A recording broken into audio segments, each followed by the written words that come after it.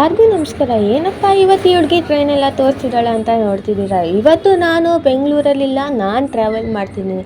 College trip ಅಂತ ನಾವಿಲ್ಲಿ ಕನ್ಯಾಕುಮಾರಿಗೆ ಬಂದಿದ್ವಿ. ಮಸ್ತಾಗಿದೆ. ನಾವಿವತ್ತು ಫಸ್ಟ್ ಹೋಗಿದ್ದು ನಾವಿಲ್ಲಿ ಕನ್ಯಾಕುಮಾರಿಯಲ್ಲಿರುವ ದಿ ಫೇಮಸ್ ಸ್ಟ್ಯಾಚ್ಯೂ ನೋಡೋಕ್ಕೆ.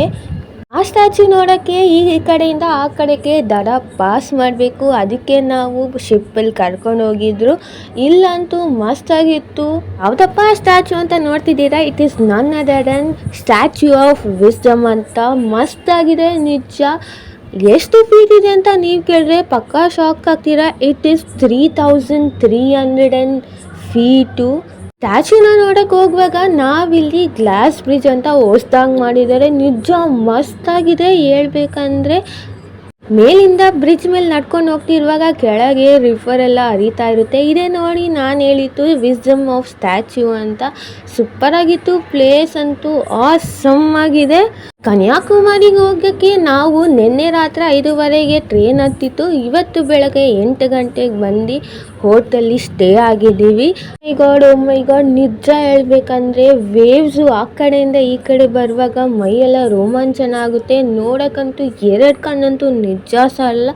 ಸೂಪರ್ ಆಗಿದೆ. ಇಲ್ಲಂತೂ ನೀವು ಬರಲೇಬೇಕು, ಮಿಸ್ ಅಂತೂ ಮಾಡ್ಕೋಬೇಡಿ. ಸಿಕ್ಕಾಪಟ್ಟೆ ಬಿಸಿಲಂತೂ ಇತ್ತು. ಅದಕ್ಕೆ ನಾವಲ್ಲಿ ಮುಗಿಸ್ಕೊಂಡು ಟೆಂಡ ಕೋಕೋನಟ್ ಕುಡ್ದು ಆಮೇಲೆ ಸೋಡಾ ಲೈಮ್ ಜ್ಯೂಸು ಕುಡ್ದು ಚೆಂದಾಯಿತು. ಅದನ್ನು ಮುಗಿಸ್ಕೊಂಡು ಮತ್ತೆ ನಾವು ಹೋಟ್ಲಿಗೆ ಬಂದು ಇಲ್ಲಿ ಸೂಪರಾಗಿ ಬಿರಿಯಾನಿ ಮತ್ತು ಫ್ರೈ ಎಲ್ಲ ಇತ್ತು. ಚೆಂದ ಬ್ಯಾಕ್ಟಿಂಗ್ ಮಾಡಿ ರೆಸ್ಟ್ ಮಾಡಿ ಮತ್ತೆ ನಾವು ನೆಕ್ಸ್ಟ್ ಹೋಗಿತ್ತು.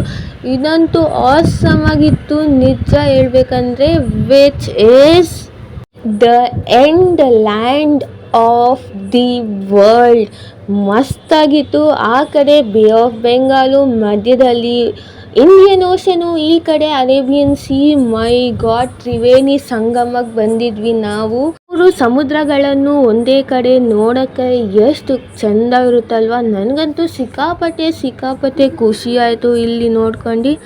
ವೇವ್ಸ್ ಅಂತೂ ಸೂಪರಾಗಿ ಬರ್ತಿತ್ತು ಅಲ್ಲಿ. ನಾವು ಆಮೇಲೆ ಅಲ್ಲಿ ಹೋಗಿ ಆಟ ಆಡಿದ್ವಿ ವೇವ್ಸಲ್ಲಿ. ಅದು ಬರೋ ಸ್ಪ್ಲ್ಯಾಶು, ಅದು ಬರೋ ಫೋರ್ಸಿಗೆ ರಫ್ ಅಂತ ಹಿಂದೆ ಬರ್ತಿದ್ವಿ. ಆಮೇಲೆ ಇಲ್ಲಿ ನಾವು ಶೆಲ್ಸು ಕಲೆಕ್ಟ್ ಮಾಡಿದ್ವಿ. ಚೆಂದ ಆಯಿತು.